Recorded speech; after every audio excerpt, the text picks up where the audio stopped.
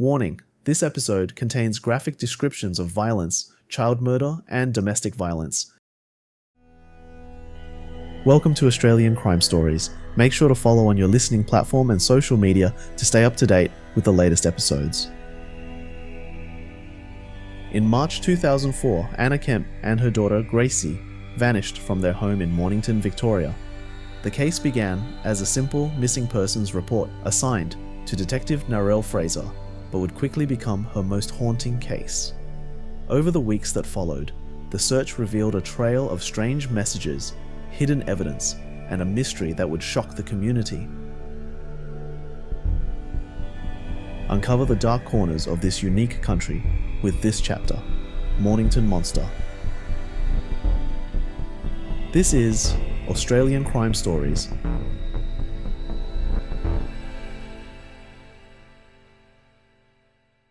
On March 27, 2004, John Sharp walked into Mornington Police Station to report that his wife, Anna Kemp, and their 20-month-old daughter, Gracie, were missing. John was 37 years old at the time, born and raised in Mornington. He was self-employed as a conveyancer and had been married to Anna since 1994. In 2002, the couple welcomed their daughter, Gracie. Anna was also pregnant with their second child. He explains that Anna had left him for another man living in the nearby suburb of Chelsea and had taken Gracie with her. He had not heard from her for over a week and was growing increasingly concerned for their safety. He explained that Anna had taken some personal belongings but had left behind items she would normally have taken. He's also in contact with her family in New Zealand, keeping them informed of the situation. John's main focus was on his 20-month-old daughter Gracie, emphasizing his worry for her well-being. Detective Narelle Fraser was assigned to the case. Fraser was known for her attention to detail, and she regarded every disappearance with caution. That afternoon, she went to the Sharp family home.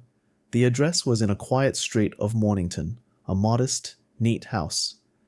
As she stepped inside, Fraser noted the absence of personal clutter, no scattered toys, no bottles or blankets. There was a strange emptiness to the place. The living room was immaculate, the couch arranged neatly, and cushions placed with precision. There were no photographs of family moments on display. In the master bedroom, the mattress was gone. Fraser paused at that detail. When she asked John about it, he responded, "It reminded me of her. I just couldn't keep it." Outside, Fraser began speaking to neighbours. Their statements were inconsistent.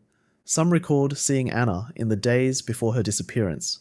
Others said they had not seen her at all. That lack of corroboration only deepened the uncertainty. Meanwhile, police had already begun building a timeline. Phone records, bank activity, and statements were being cross-checked. The question of where Anna had gone and why hung in the air.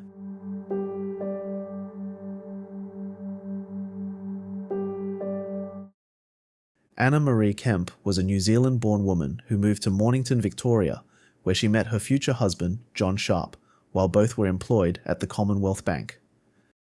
They married in 1994 and settled in Mornington, a coastal suburb south of Melbourne. Anna was known for her warmth, kindness, and strong sense of faith. She was a devout Catholic, and her religious beliefs were central to her life and relationships. Her friends and family described her as caring and deeply devoted to her family. She had a close-knit relationship with her family in New Zealand, particularly her mother, who was a significant source of support for her. In 2002, Anna and John welcomed their daughter, Gracie, into the world. Gracie was born with hip dysplasia, a condition that required corrective treatment during the first few months of her life. This situation led to many sleepless nights and challenges for the family. In 2003, Anna discovered she was pregnant with a second child, a son she had already named Francis. This news was met with mixed emotions by her husband John, who had expressed a desire not to have more children. Despite his initial reluctance, Anna's pregnancy added a new layer of complexity to their relationship. Anna's family in New Zealand were growing concerned about Anna too.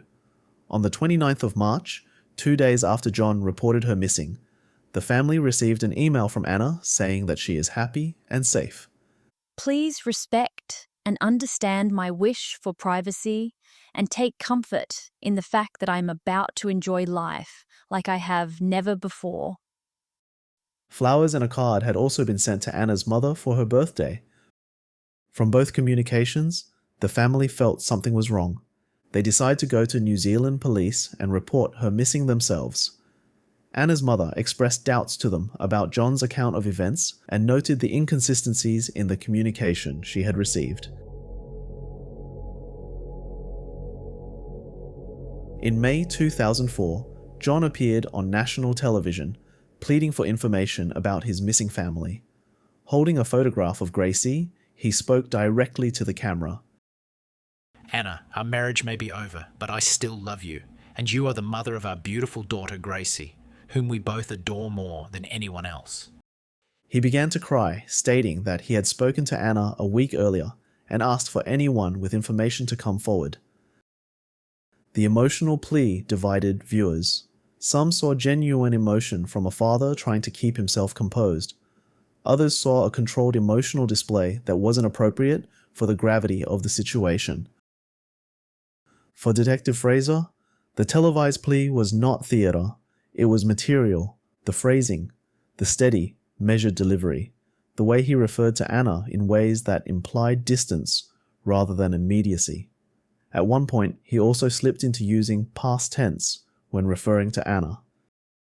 The performance sharpened the edges of the things she'd already noticed in the house: the missing mattress, the too tidy rooms, the absence of ordinary family clutter. The missing mattress particularly bothered her. It reminded me of her. I just couldn't keep it. As if tossing away a mattress was a perfectly reasonable act of grief. At Mornington Police Station, Fraser laid out what they had so far. Anna's last confirmed sighting was weeks old. Neighbours couldn't pin down a date, and none could say they had seen her packing bags or leaving for Chelsea, as John claimed. And then there was Anna's mother in New Zealand, who had called the station herself. She hadn't spoken to her daughter in weeks and dismissed the sudden emails and flowers supposedly from Anna as cold, not her at all. Fraser had noted the tone in the mother's voice, a sharp edge of certainty that only reinforced her own instincts. From that point, the strategy changed. Inside the squad room, Fraser voiced what many were thinking, but no one had yet said aloud. This isn't a missing persons case. This is something else. Officially, Anna and Gracie were still missing.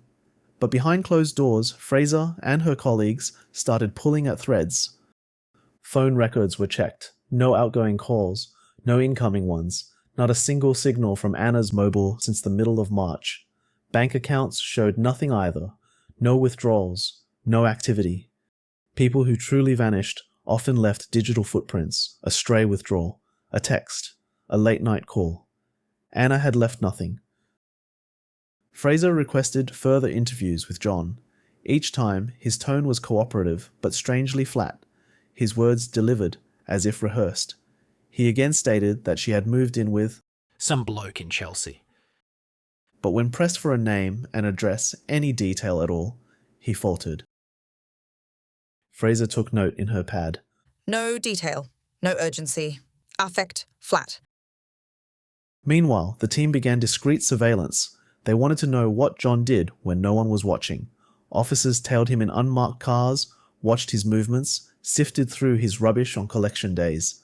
Every effort was designed to catch the glimpse of something, anything, that might pierce the clean surface he presented. Still, there was no evidence to justify an arrest. That was the hardest part for Fraser.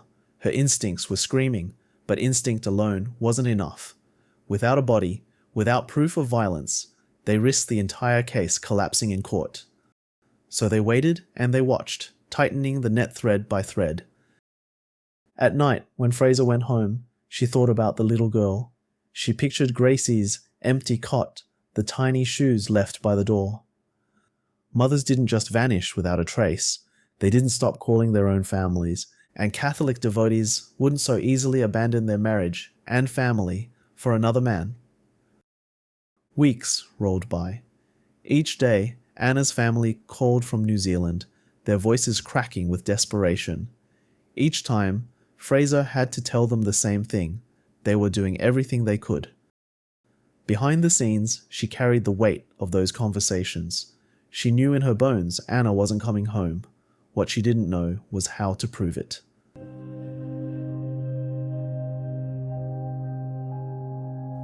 Detective Narelle Fraser sat with her team in the cramped incident room, papers and photographs covering every surface. For weeks, they had danced in circles, hampered by the absence of a crime scene, a body, or even a clear timeline. But now, things were shifting.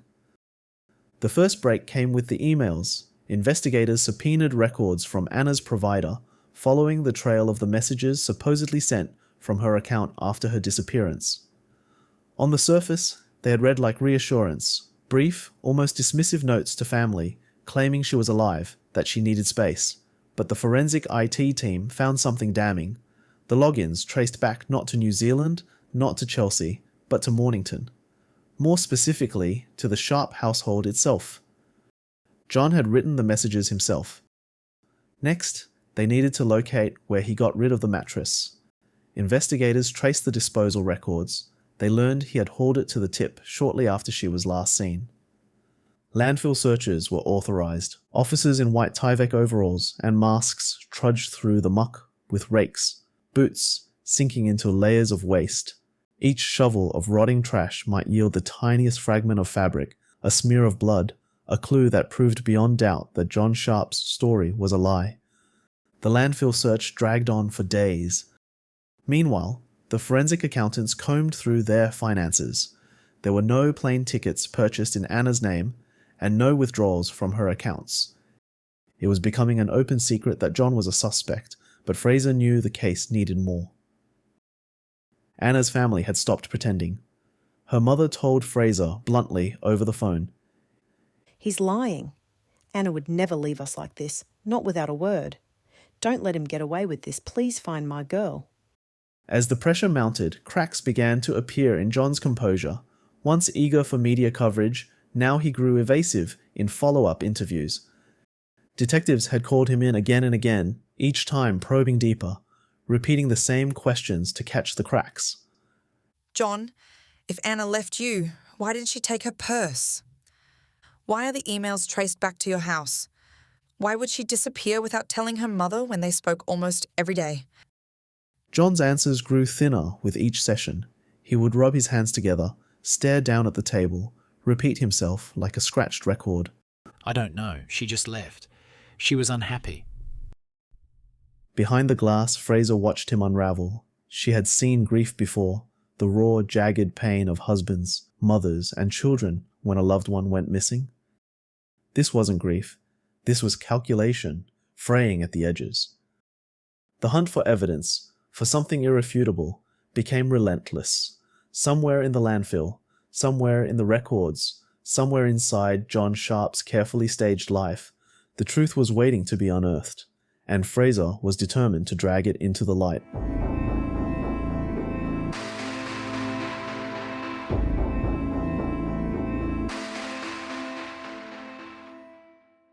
Months after the disappearance, the case gets its break. On June 10th, 2004, the surveillance team caught John in a suspicious act. He drove to Chelsea Beach, glancing over his shoulder as if to ensure he wasn't being watched. At a particular bush near the shoreline, he retrieved a white plastic bag hidden beneath it. Returning to his car, he opened the bag, took out a phone, and placed a call. He then drove to the closest ATM, withdrew cash, and returned to his car. Finally, John replaced the phone and other contents into the bag and reburied it beneath the bush by the beach. He was hiding and using Anna's phone and bank card. It was time to make an arrest. On 22nd June 2004, John Sharp was arrested by Victoria Police in relation to the disappearance of his wife, Anna Kemp, and their daughter, Gracie Sharp. He was taken to Mornington Police Station for initial questioning. During the interview, Sharp maintained his story that Anna had left him for another man and taken Gracie. He had no knowledge of their whereabouts. They then presented him with all the evidence they had collected that directly contradicts his version of events. Still, he maintained his innocence. Detective Fraser was determined to break him. Over the months, he had been slowly cracking. They just needed one last push. She arranged for his parents to come down to the police station. They too were shown the incriminating evidence before they were left to a private conversation with their son. Anxiously, Fraser waited, hopeful that the pressure of the moment, the weight of proof, the presence of his family, the hours of questioning, would crack his resolve. Minutes felt like hours. When they were done, Fraser returned to the interview room. John's face was pale, his shoulders slumped. He avoided Fraser's gaze, staring instead at the table before him. His voice, when it came, was low and hesitant. I can't keep it hidden anymore. I killed Anna and Gracie. Fraser leaned forward. Tell us everything.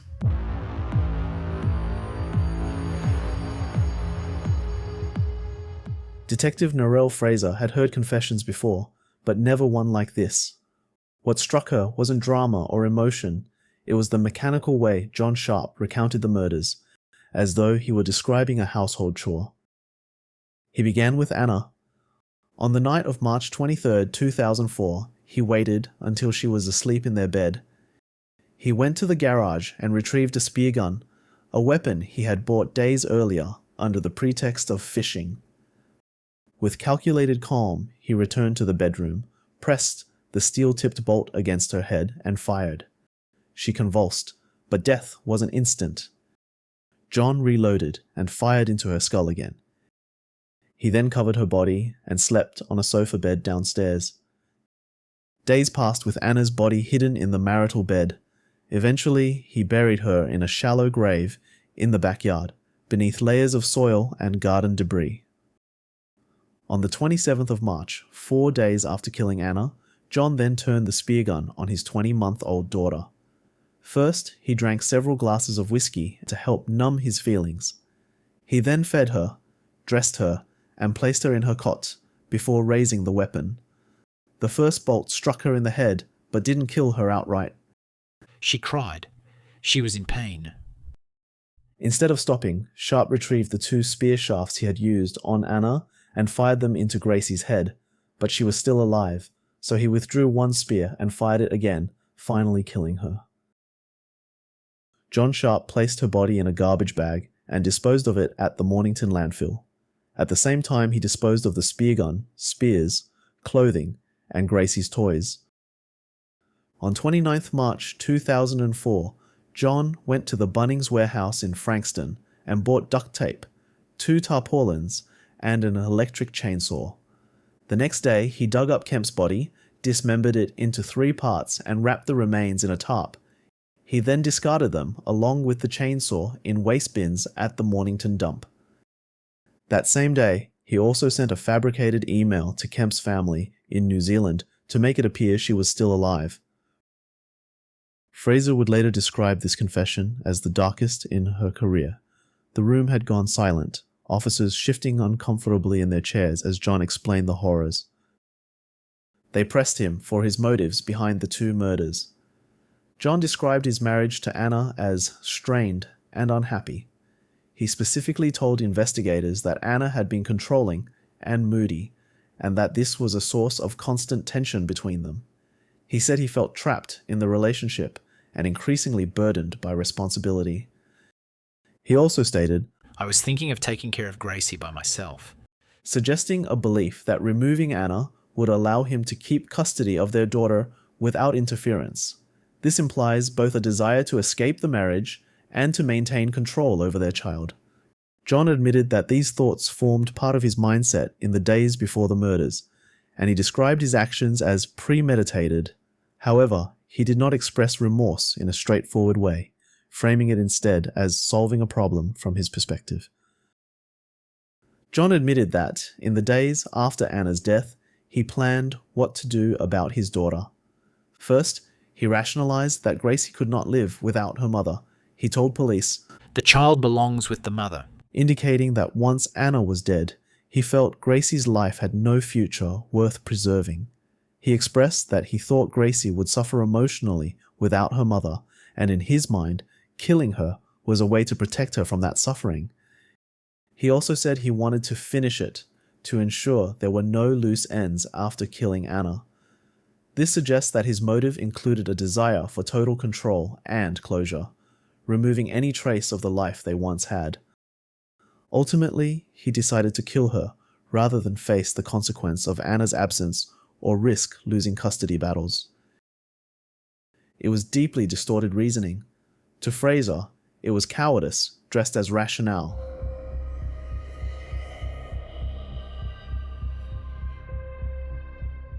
When news of John Sharp's confession broke, it was like a thunderclap across Australia. The husband who had stood before television cameras, pleading for his wife and daughter's safe return, was suddenly unmasked as their killer. The betrayal sent shockwaves through the community, not only for the murders themselves, but for the calculated deceit that had followed. In Mornington, neighbours who had once offered him sympathy now recoiled in disbelief. They remembered his front yard barbecues, his casual conversations about football, the polite nods exchanged over garden fences. Now, those same neighbours were haunted by the knowledge they now had. Anna's family in New Zealand were shattered. Her mother, who had never believed John's story, still found the confirmation unbearable. Any faint hope that Anna might somehow be alive was gone.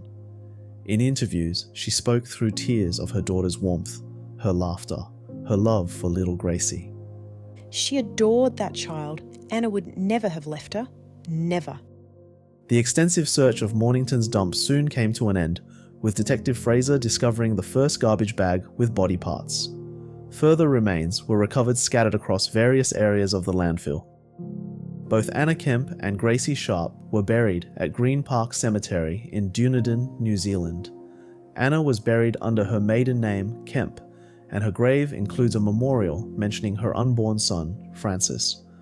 For the police who had worked the case, the sense of relief at solving it was tempered by exhaustion and grief. Detective Narelle Fraser, who had followed her instincts from the beginning, later admitted the Johns investigation left deep scars. It was one of those cases that never leaves you. You carry Anna and Gracie with you. The media christened John Sharp as the Mornington Monster, an appropriate title for his calculated and brutal murders that shocked the nation and exposed one of Victoria's most disturbing criminal cases. However, it's important to remember that despite his title, John was no unique monster. He is not a one-off, he is one of many. In Australia, domestic homicides remain a persistent and pervasive issue. On average, one woman per week is killed by a current or former partner, with men being the perpetrators in nearly 80% of these cases. Furthermore, children under the age of 1 are at the highest risk of victimization. A common factor in many of these crimes is the perpetrator's desire for control. Cases such as John's reveal that violence often emerges from a drive to dominate or possess, especially in intimate relationships. John himself admitted that part of his motive for killing Anna and Gracie was rooted in his wish to maintain control over his family, eliminating what he perceived as threats to his authority and his role as head of the household. These patterns reveal a grim truth. So-called family annihilators are often men who, when faced with perceived loss of control, whether through separation, conflict, or other stresses, choose to end the lives of those closest to them. This pattern reflects deep-seated issues within societal structures, raising urgent questions about the factors contributing to such tragedies and the measures necessary to prevent them. In the case of Gracie, Anna, and her unborn son Franklin, a key question remains. Were there warning signs before the murders? Relatives and friends described Anna as a devoted mother and caring partner, with no obvious signs of domestic conflict. Even days before the killings, at a family gathering in March 2004, the couple appeared harmonious, with John seeming attentive and concerned. This contradicts John's portrayal of Anna as controlling and moody.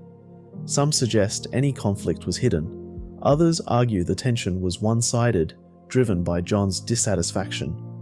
Another theory is that there was little real discord, and John fabricated the claims to justify his actions. To those around them, there were no visible signs of the tragedy to come.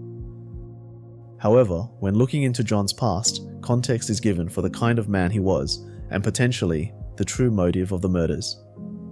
According to family sources, John had sexually abused young members of a circle of family and friends 2 decades before the murders. One individual reported being molested by John for 2 years and was even coerced into molesting another child while John watched. When confronted as an adult, Sharp reportedly dismissed the accusations, calling her a slut who deserved it.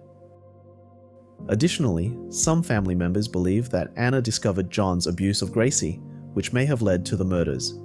This does align with his questionable rationale during his confession. Unfortunately, it's likely this will never be confirmed. John Sharp was sentenced in the Supreme Court of Victoria on August 5, 2005 for the murders of his pregnant wife, Anna Kemp, and their 20-month-old daughter, Gracie. He received 2 consecutive life sentences, with a minimum non-parole period of 33 years, making him eligible for parole in 2037. The judge described the nature of the crimes as too awful to contemplate, highlighting the brutal and premeditated nature of the murders. Sharp is currently serving his sentence in protective custody due to threats from fellow inmates. If this story has raised concerns for you, or if you're experiencing domestic or family violence, help is available. In Australia, you can contact 1800-RESPECT for confidential support 24 hours a day. In New Zealand, you can contact Shine on 0508744633. Thanks for listening. Follow on your listening platform to be notified of weekly episodes.